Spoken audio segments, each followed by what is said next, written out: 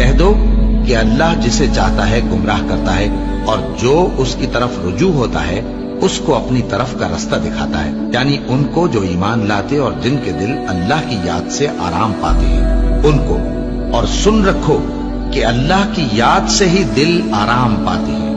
جو لوگ ایمان لائے اور عمل نیک کیے ان کے لیے خوشحالی اور عمدہ ٹھکانہ ہے۔ اور اگر شیطان کی طرف سے تمہارے دل میں کسی طرح کا وسوسہ پیدا ہو تو اللہ سے پناہ مانگو، بے شک وہ سننے والا ہے، سب کچھ جاننے والا ہے۔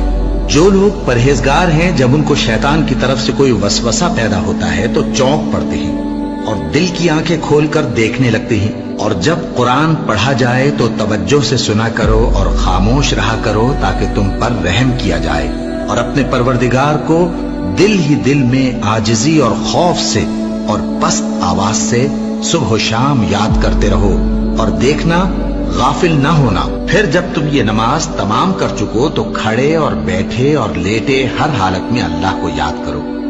پھر جب تم مطمئن ہو جاؤ تو پورے آداب کے ساتھ نماز پڑھو۔ بے شک نماز کا مومنوں پر اوقات مقررہ میں ادا کرنا فرض ہے۔ مسلمانوں، نجات نہ تو تمہاری آرزوؤں پر ہے اور نہ اہل کتاب کی آرزوؤں پر۔ جو شخص برائی کرے گا اسے اسی طرح کا بدلہ دیا جائے گا، اور وہ اللہ کے سوا نہ کسی کو حمایتی پائے گا اور نہ مددگار۔ اور جو کوئی رحمان کی یاد سے آنکھیں بند کر لے یعنی تغافل کرے، ہم اس پر ایک شیطان مقرر کر دیتے ہیں تو وہ اس کا ساتھی ہو جاتا ہے، اور یہ شیطان ان کو رستے سے روکتے رہتے ہیں اور وہ سمجھتے ہیں کہ وہ سیدھے رستے پر ہیں، یہاں تک کہ جب وہ ہمارے پاس آئے گا تو اس شیطان سے کہے گا کہ کاش مجھ میں اور تجھ میں مشرق و مغرب کا فاصلہ ہوتا، تو برا ساتھی ہے۔ اے اہل ایمان، اللہ کا بہت بہت ذکر کیا کرو اور صبح و شام اس کی پاکی بیان کرتے رہو۔ وہی تو ہے جو تم پر رحمت بھیجتا ہے اور اس کے فرشتے بھی، تاکہ تم کو اندھیروں سے نکال کر روشنی کی طرف لے جائے۔ اور اللہ مومنوں پر مہربان ہے۔